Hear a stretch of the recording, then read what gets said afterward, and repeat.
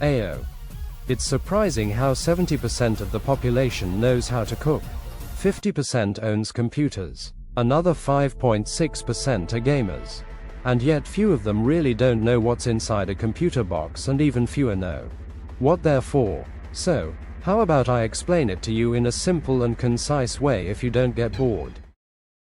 Why did it take you so long to upload this video? You're supposed to know about computers, you literally use Linux. Because I wanted to use my real voice, but considering I'm stuck with a trash microphone that's missing parts, my 3D printer which I was going to use to fix it broke, and my 8 to 12 hour job leaves me exhausted, I finally decided to use Liquendo and stop waiting, at least until I can repair my microphone. Let's talk about cooking, and we'll use that as an example, a kitchen.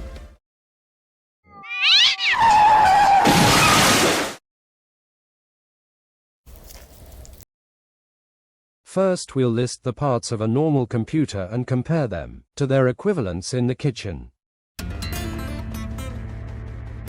The motherboard. This would be the kitchen itself, or if you prefer, the floor, where all the components are placed and connected to each other. RAM. This is equivalent to the chef's work table, a temporary memory where data is placed so the computer can work. CPU or processor, central processing unit. This is the brain or heart of any technological machine, so the answer is quite obvious. It's the chef. Power supply. Its name already indicates its function. It's the one responsible for providing power to the computer, basically the electricity bills. BIOS. This is not usually a separate component, but in older computers it was, so I'll mention it just in case and to be comprehensive. The BIOS is a chip with a small program that is integrated into the motherboard, whose data is maintained by a battery. Its equivalent would be like the chef's to-do list when entering the kitchen, such as turning on the lights, preparing knives and ingredients, turning on the stoves, doing JoJo poses, etc. It's probably one of the few things that, if they break, require changing the entire computer, so be very careful when dealing with it. In short, unless you're an IT professional, don't touch it. So far, I've covered the essentials of a computer. The first PCs only had these components. You couldn't even save photos or videos, things in general, like you can do today. Back then, you had to do it on floppy disks, and the first storage disks required an entire building of space. Guess who could afford that? The following are components that, while not necessary for a computer to work, make the process less of a hassle and give you something else to do besides figuring out how many taxes you want to evade. Hard drive. Essentially, this would be the refrigerator, where all the ingredients or cooked dishes are stored.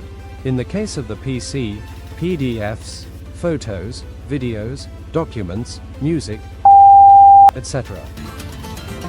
GPU or graphics card. Graphics processing unit. Technically and currently, it's like another mini PC dedicated to graphics. I say technically because an extension of ports for more connected screens to the PCI could also be called that, and it would be correct to some extent. I clarify this because an extension doesn't do half as much as a graphics card. And those would be the components of a normal and common computer, not counting other complementary parts like cables or cooling systems or various add-ons. These are necessary things but vary according to the components and your tastes or needs. And your wallet. With this, we can get an idea of what you need for your computer, as there's always the dilemma of which components are better, that more RAM is always good, etc. And with the example I'm showing you, it doesn't work like that, and it really all comes down to finding a balance and asking yourself what you're going to use the computer for. A practical example. It's useless to have a lot of RAM or a giant table if the chef, CPU, can't use it. They simply won't use it all and will make more mistakes, making the process slower. On the other hand, if you have Sonic himself as the chef, it's obvious that a small table won't serve him as well as a giant 2 kilometers table.